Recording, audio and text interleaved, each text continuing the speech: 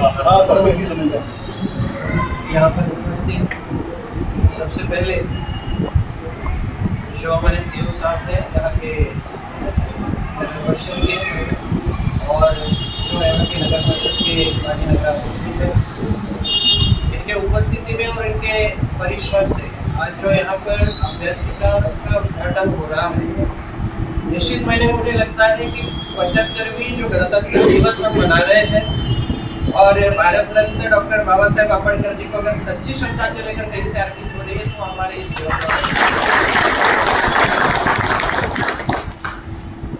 सभी विद्यार्थी, आपको एक बात बोलना चाहता हूँ। विषय तो आज गणतंत्र दिवस का है, लेकिन आज ये गणतंत्र दिवस सच्चे मायने में अगर हम मना पा रहे हैं तो इसका सबसे बड़ा श्रेय जाता है जिन्होंने इस संविधान बनाने की नींव रखी, और इस संविधान जिनके छाती पर बैठ करके लिखा गया।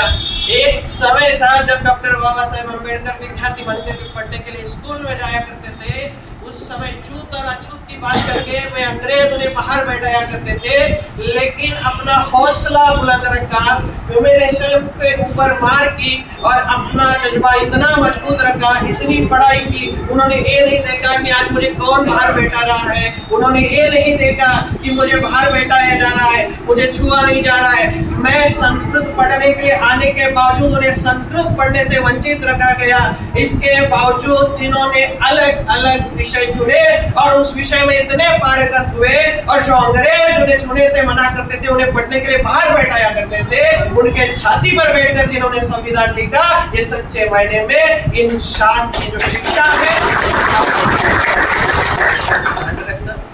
आज आपके लिए जो सुविधाएं हो रही है, वो जमाना था जब वे पढ़ते थे, हम सिर्फ उनका फोटो, उनका चित्र देख करके उनके बारे में घोषणाएं करके हमारे जीवन में उतार नहीं होगा, बल्कि बाबा साहेब अम्बेडकर का जीवन चरित्र हमारे जीवन में उतारना होगा।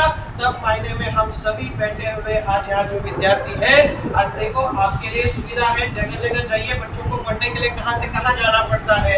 मैं 5 साल पहले जब इस नगरी में आया था, मुझे याद है ये जो आज चक्काचौंध आपकी नगरी में देखा जा रहा है, सच्चे मायने में आज इनकी मेहनत है, और इन्हीं की मेहनत से आज ये सारी चीज जो बन रही है। मैं आपसे एक निवेदन करना चाहता हूँ, आपके माता पिता आपको पढ़ने के लिए यहाँ तक भेजते हैं, आप अपनी पूरी शिक्षा राजनीति से दूर, धर्मनीति से दूर और जातिवादी से दूर होकर के सिर्फ और शिक्षा को ही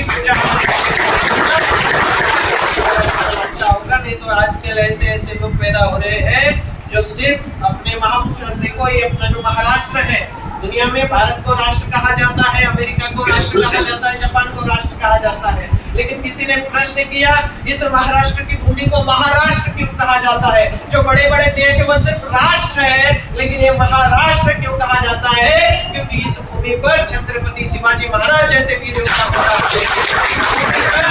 डॉक्टर बाबा साहब अम्बेडकर जैसे जिन्होंने संविधान लिखा, हर मनुष्य को जीने का अधिकार लिखा, जिसके लिए अपने अपने जो योग्यता है उसके अनुसार आगे बढ़ने के लिए रास्ता दिया। इसी भूमि पर जितने भी आंदोलन हुए, जितने भी ह्यूमिलेशन के खिलाफ आंदोलन हुए, सबसे पहले महाराष्ट्र की भूमि से उठे, और इसलिए यहाँ पर बड़े बड़े महाराज अपने तख्ता तक हिला बैठे। ऐसे हमारी इस भूमि से बड़े बड़े योद्धा पैदा हुए जिन्होंने इस भूमि से एक अनेक ज्ञान की, शिक्षा की और एक मानवता की जीवंत उदाहरण दिया। इसीलिए इस भूमि को आज भी सारे दुनिया में राष्ट्र है, लेकिन हमारी भूमि आज भी समय का अभाव है, और आप सभी विद्यार्थी और आप सबको पढ़ना भी है।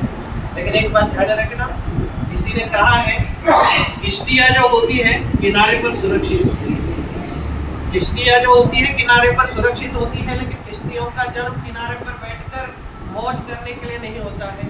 जो एरोप्लेन, जो हवाई जहाज होते हैं वो एयरपोर्ट पर सुरक्षित होते हैं, लेकिन उनका पैदाइश, उनका इनोवेशन वहाँ पर एयरपोर्ट पे रखने के लिए नहीं होता है। और ऐसे ही ध्यान रखना, उनकी महत्वता, उनकी जो इम्पोर्टेंस है वो तब तक नहीं होती जब तक किश्तियां पानी में जाकर के तूफानों से नहीं लड़ती, और हवाई जहाज जब तक ऊपर नहीं उड़ता है तब तक उसका इम्पोर्टेंस नहीं होता है। आप लोगों से एक निवेदन है, क्योंकि आजकल आप यूथ है और आजकल आप पढ़ाई कर रहे, ध्यान रखना जीवन में कभी हार मत मानना। एक बार नहीं, दो बार नहीं, प्रयास करते रहना।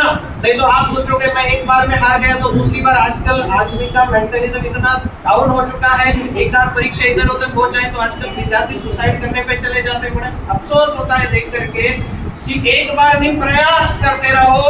क्योंकि आप अगर इन सब चीजों से डर करके पीछे हटोगे तो आपका जन्म इसके लिए नहीं हुआ। अगर सोचो हमारे बाबा साहेब अम्बेडकर आज अगर ये सोच करके घर बैठे होते और उनके पास सुविधा नहीं थी, आपके पास ये सारी सुविधा है, आज तो लाइट है आपके पास, आपके पास ये बिल्डिंग है, आपके पास किताबें देने के लिए, उनके पिताजी के पास उनको बच्चे को पढ़ाने के लिए किताब देने की तक उनके पास हैसियत नहीं थी। उसके बावजूद पूरी दुनिया को मुट्ठी में करने का जज्बा उनके बेटे के भीतर का ध्यान रखना। इसलिए आपसे निवेदन करता हूँ, आपका जन्म संघर्ष के लिए हुआ है, आपका जन्म लड़ने के लिए हुआ है। लड़ाई वो नहीं जो बाहर लड़ी जाती है, लड़ाई वो है जो हमें अपने शिक्षा के स्तर को बढ़ाने के लिए लड़नी चाहिए। और निश्चित तौर पर अपना हौसला बुलंद रखिए। निश्चित आज के तारीख में जो यहाँ पर हुआ है, ये मुझे लगता है कि ऐसा प्रयास हर जगह जगह होने चाहिए और जगह जगह करने भी चाहिए। मैं यहाँ से निवेदन करता हूँ ऐसी और कहीं, मुझे तो आज बहुत अच्छा लग रहा है। सब लोग झंडारोहण तो कर रहे हैं, लेकिन झंडारोहण के साथ आज जो इस मंदिर का शिलान्यास करके जो मंदिर खड़ा हुआ है, किसी मंदिर से कम नहीं है। क्योंकि यहाँ पढ़ने वाला हर व्यक्ति कहीं ना कहीं अपने वाले भविष्य में इस देश के संविधान की रक्षा करने के आगे बढ़ेगा। और जब भी यहाँ से जो विद्यार्थी पढ़ेगा और वहाँ जाएगा, मुझे भी बड़ा गर्व होगा कि निश्चित इसका उद्घाटन करने में आया था और यहाँ पढ़ करके एक विद्यार्थी बाबा साहब का लिखा हुआ संविधान की रक्षा के लिए आगे उस देश के राष्ट्रीय स्तर पर पहुँच चुका है। आप सभी मिले, मंगल आशीर्वाद है। खूब पढ़िए, खूब भगवान की सेवा करिए और अपने संविधान की भी सेवा करिए, राष्ट्र की सेवा करिए और अपने माता पिता का जो सेवा है वो गर्व से ऊंचा करिए। इन्हीं भावनाओं के साथ मैं पुनः यहाँ पर बुलाने के लिए और इस देवलगांव राजा नगरी को एक सच्चा रक्तदूत देने वाले हमारे जो सीओ साहब हैं, उनके लिए मैं मंगल आशीर्वाद देता हूँ।